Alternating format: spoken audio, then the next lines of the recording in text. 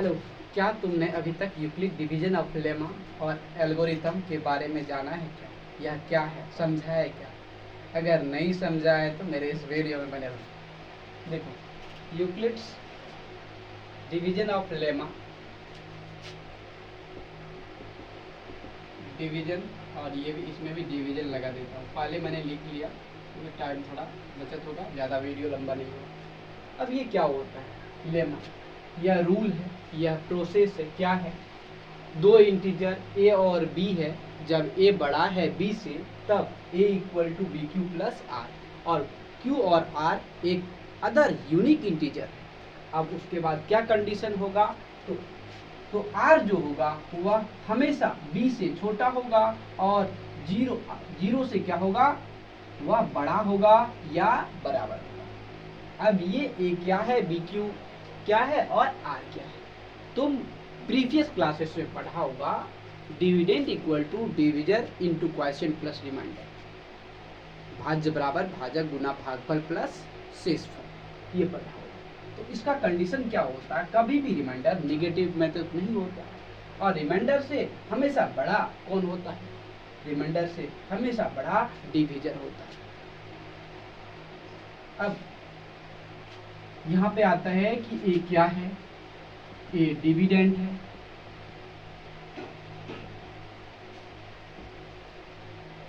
और बी क्या है? डिविजर है, और क्यू क्या है? क्वोशिएंट है, और आर क्या है? रिमाइंडर। ये सभी क्या है? इंटीजर्स है। ये सभी क्या है? इंटीजर्स है। अब एल्गोरिथम क्या है? यह इसी से लिंक है। एल्गोरिथम या प्रोसेस होता है, process that use the lemma repeatedly to find the HCF. मतलब इसी का हम प्रोसेस को यूज करते हैं जिससे एचसीएफ को फाइंड करते हैं। स्टेप बाय स्टेप प्रोसेस है जिसमें हम लोग लेमा का स्टेप बाय स्टेप प्रोसेस को यूज करके एचसीएफ फाइंड करते हैं, जिसको क्या बोलते हैं? Euclid division of algorithm. जैसे एक एग्जांपल देखो, 25 एंड 10, ये अब मान के चलो 25 ए है और 10 बी है, तो 25 बड़ा है 10 से। एक रफ कर लो, 10 25, तो 2 यहाँ पे 20, 5 यहाँ पे 10, रिमाइंडर 0 बचा। तब इसी को स्टेप बाय स्टेप लिखेंगे हम। स्टेप 1, ये तो एचसीएफ तुम्हारा हो गया, ये रफ हो गया। अब स्टेप 1 में क्या करना है? तो सबसे बड़ा कौन है? 25, बी क्यू, तो बी ये है तुम्हारा, क्यू तुम्हारा 2 है, प्लस आर, रिमाइंडर कितना बचा? 5। सेकेंड स्टेप में, स्टेप 2, इसमें अब डिविडेंड कौन है? 10, और क्वोशिएंट कौन है? क्वोशिएंट यहाँ पे 2। अब डिविजर कौन है? 5 इंटू 2 प्लस रिमाइंडर 0। जब रिमाइंडर 0 हो गया तो ये बी तुम्हारा क्या कहलाया? एचसीएफ। तो एचसीएफ क्या हो गया? Hence HCF equal to, HCF किसका? तो 25 और 10 का कितना हो गया? 5। ये एचसीएफ निकले। लेकिन मैं एक बात बता दूं कि ये जो है यूक्लिड डिवीजन ऑफ एल्गोरिथम और लेमा, ये सीबीएसई में नहीं है, स्टेट बोर्ड में केवल है। तो सीबीएसई वाले को ये पढ़ना जरूरी नहीं है। जो मेरे भाई स्टेट बोर्ड में है, बिहार बोर्ड, यूपी बोर्ड, जो भी हो, तो उसके लिए। तो अभी क्या तुमने रियल नंबर को अच्छी तरह से कोर कंसेप्ट पढ़ा है क्या? अगर तुम नहीं पढ़ा है तो इस वीडियो में बने रहो। क्या होता है रियल नंबर?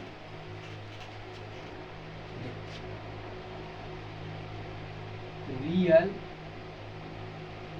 नंबर किसको बोलते हैं? Real number, number that can represent on the number line.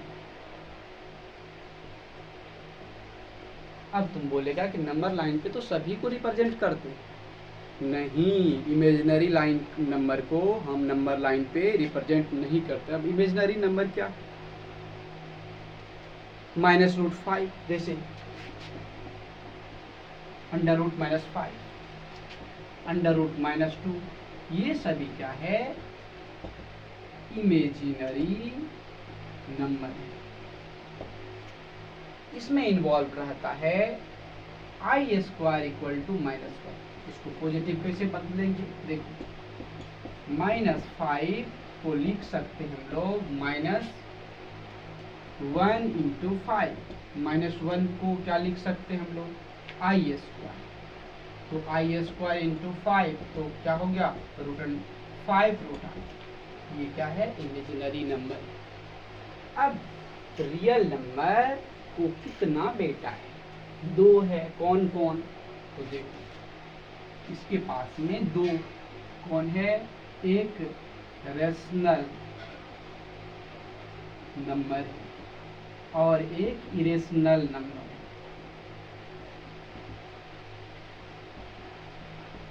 अब रेशनल नंबर किसको बोलते हैं?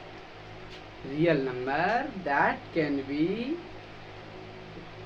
Right in the form of p/q, where p and q are integers and q not equal to 0, then we call rational number। मतलब number that can be right in the form of p/q, where q not equal to 0, p and q belongs to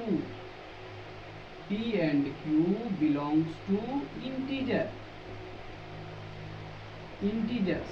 तो इस condition में हम इसको rational number बोलेंगे। Irrational number क्या है? यह भी जिस नंबर को ऐसा रियल नंबर जिसे हम p/q के फॉर्म में नहीं लिख सकते हैं। Real number that cannot be represented as a p/q form, where p and q are integers and q not equal to 0, then we called irrational number।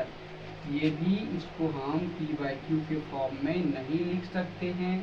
उसके बाद कैन नॉट राइट, मतलब can not right, हम इसको नहीं लिख सकते। और ये क्या है?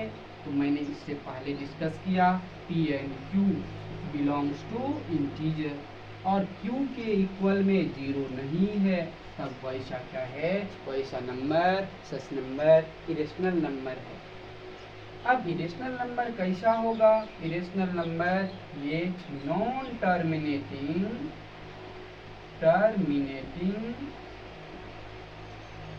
Repeating non-repeating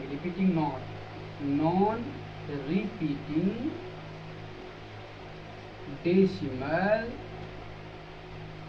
expansion। ये अब ये तब कैसा होगा? जस्ट इसका उल्टा, इसका 2 फॉर्म है। अब हम लोग थोड़ा स्टार्टिंग से देखते हैं। रेशनल नंबर इसमें 2 होता है। एक इंटीजर होता है, इंटीजर्स, दूसरा नॉन इंटीजर्स। अब इंटीजर्स तो समझता है, negative number, negative integers and whole number. ये क्या है? इंटीजर्स है। अब नॉन इंटीजर्स में क्या होता है? एक तरफ फ्रैक्शन होता है और दूसरा तरफ डेसिमल होता है। अब डेसिमल में कितना टाइप का होता है? एक होता है नॉन या टर्मिनेटिंग, पहले लिख देते हैं टर्मिनेटिंग डेसिमल एक्सपेंशन।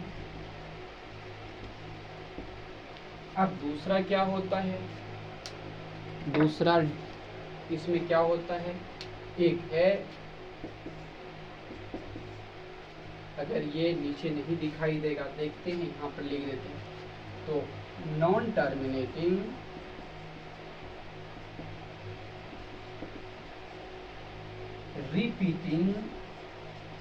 रिपीटिंग को ही रिक्यूरिंग बोलते हैं। Decimal expansion,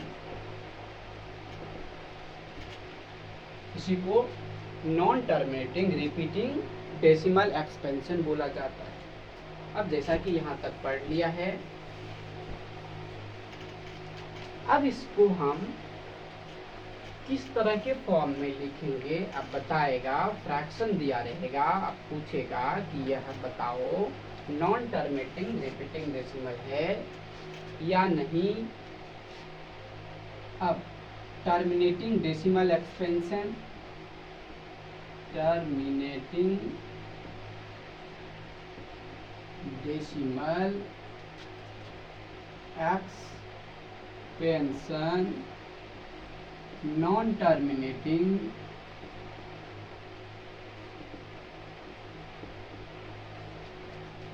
decimal, non terminating के बाद क्या लिखें, रिपीटिंग या इसी को रिक्यूरिंग डेसिमल एक्सपेंशन ये बोलते हैं। अब देखो क्या होता है इसका फॉर्म, मान के चलो p/q, ये तो दोनों क्या है, रेशनल नंबर है, तो p/q के फॉर्म में तो लिख सकते हैं। अब q का फॉर्म क्या होगा, 2 to the power m into 5 to the power n, m and n belongs to integer, ये इंटीजर्स को बिलोंग्स करता है। उसके बाद इसमें देखो p and q equal to, ये भी हो सकता है, and other number, and other number भी होगा इसमें। जैसे एग्जांपल देखते हैं 17/50। अब ये बताओ टर्मिनेटिंग डेसिमल होगा, क्यों होगा टर्मिनेटिंग डेसिमल, क्योंकि 17 को इसको 5 का स्क्वायर इंटू 2 लिख सकते हैं, तो इसके फॉर्म में है, इसलिए ये टर्मिनेटिंग डेसिमल में है। या दूसरा, अगर हम 17/2 लिखे ये भी टर्मिनेटिंग डेसिमल में है, या 17/5 लिखे ये भी टर्मिनेटिंग डेसिमल में है। इसका मतलब 2 भी आएगा या 5 भी आएगा तब भी है, या दोनों साथ में आएगा तब भी है। लेकिन इसके अलावा कोई और नंबर आ जाए तब हम उस कंडीशन में बोलेंगे यह क्या है, non terminating repeating decimal expansion है। जैसे एग्जांपल में 17/51। अब इसमें देखो 17 इंटू 3, 17 तो कट गया, 1/3, ये क्या है, रिपीटिंग करेगा, 0.3 रिक्यूरिंग। या दूसरा नंबर देखते हैं 5 क्या ले लें, हाँ 5 नहीं, दूसरा ले लो जो कटे नहीं सिंपलेस्ट फॉर्म में, 75, या ये भी ले सकते जिसमें 2 5 और 3 रहता है, तो 30 ले लेते हैं, तो सब इसमें कॉम्बिनेशन हो जाएगा, 2 इंटू 5 इंटू 3। अब बताओ ये अलग आ गया ना 3, इसलिए ये क्या है, non terminating repeating decimal expansion है। अब टर्मिनेटिंग डेसिमल एक्सपेंशन को बिना डिवाइड किए कैसे डेसिमल में लिख सकते हैं, देखो 17/50 है, तो 17/5 का स्क्वायर इंटू 2, तो यहाँ पे अगर एक 2 और आ जाता तो या तो इसके डिनोमिनेटर में 10 होना चाहिए, या 100 होना चाहिए, या 1000 होना चाहिए, इसलिए तब इस तरह के फ्रैक्शन को बोलते हैं डेसिमल फ्रैक्शन है। तो डेसिमल फ्रैक्शन डायरेक्ट तब लिख सकते हैं 17/5 का स्क्वायर इंटू 2 का स्क्वायर, ऊपर में 2 से मल्टीप्लाई कर देते हैं तो नीचे ऊपर 34 हो गया, नीचे 10, 5 दूना 10 पे पावर 2, तो क्या लिख सकते हैं 34 और 100, ठीक है। अब देखो इसको क्या लिखेंगे 0.34। तो ये क्या है, टर्मिनेटिंग डेसिमल एक्सपेंशन का एग्जाम्पल था।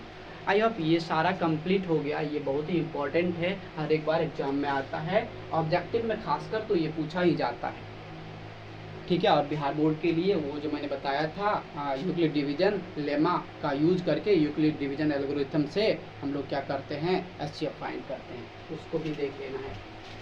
अगर तुमको मेरा वीडियो पसंद आया तो तुम अपने फ्रेंड के साथ में इसको अवश्य शेयर करना। देखो अब है कि एक मोस्ट इम्पॉर्टेंट क्वेश्चन है कि √3 या √2 या इरेशनल नंबर को प्रूफ करना रहता है। ये हर एक बार पूछा जाता है एग्जाम में, तो मेरे साथ देखते हो। मान के चलो एक एग्जाम्पल ले लेते हैं √2, ये √2 है। अब इसको प्रूफ करना है √2 क्या है, एक इरेशनल नंबर है, तो इसको हम कॉन्ट्रडिक्शन से प्रूफ करेंगे, अपोजिट से। देखो √2 if possible then assume that √2 is an irrational number, then we can write √2 equal to a/b या p/q, a and b where a and b are co-prime number। अब देखो इसको हम स्क्वायरिंग करते हैं, स्क्वायरिंग ऑन बोथ साइड्स, दोनों तरफ अगर स्क्वायरिंग किया जाता है तब क्या होता है,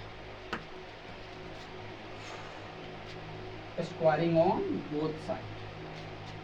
तो √2 का स्क्वायर इक्वल टू a/b का whole square equal to 2 equal to a²/b²। अब क्रॉस मल्टीप्लाई करो इसको तो क्या हो जाएगा, तो 2b² इक्वल टू a²। अब यहाँ पर देखते हैं कि a² को क्या करता है, 2 डिवाइड करता है। इसको एक नंबर मान लो,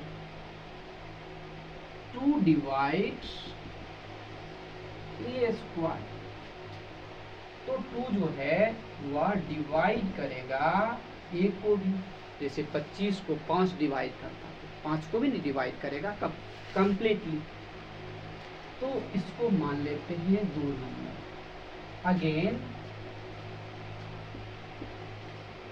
अगेन मान लेते हैं a² इक्वल टू 3, ये 2 है तो 2c जो रहेगा, अगर 5 रहेगा तो 5c, 6 रहेगा तो।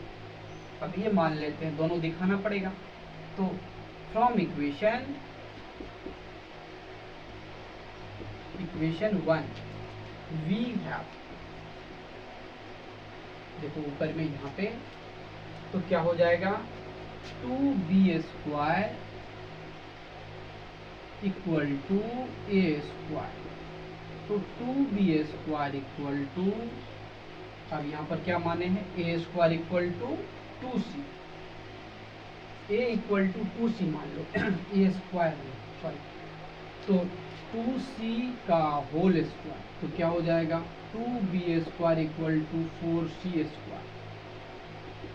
तो यहाँ पे क्या हो जाएगा, 2 से कट गया तो b² इक्वल टू 2c² हो गया। अब यहाँ पर देखने को मिलता है 2 डिवाइड्स b² डिवाइड कर रहा है, तो 2 डिवाइड्स b को भी डिवाइड करेगा। अब यहाँ पर 2 जो है a को भी डिवाइड किया और b को भी डिवाइड किया, लेकिन हम मान चुके हैं कि ए और बी क्या है, को प्राइम नंबर है। लेकिन को प्राइम नंबर मतलब क्या, ऐसा दो नंबर जिसका एचसीएफ हमेशा 1 हो, लेकिन यहाँ पर तो अलग निकला। तो इसको मान लेते हम लोग 3 from equation 2 and 3 we obtained that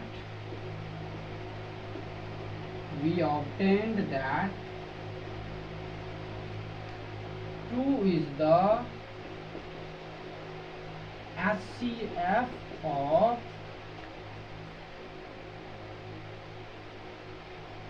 √2। अब यहाँ पे ये √2 इसका HCF निकला, लेकिन हम मान चुके हैं कि ये को प्राइम नंबर है। ठीक है, ऊपर में लिखता हूँ, इसको इरेज करता हूँ।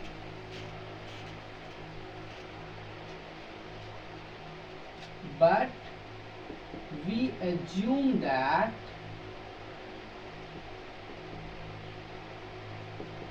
√2,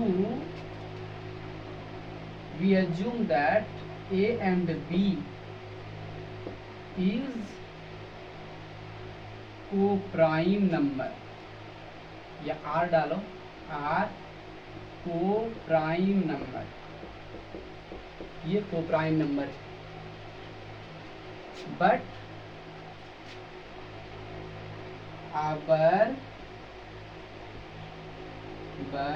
our assumption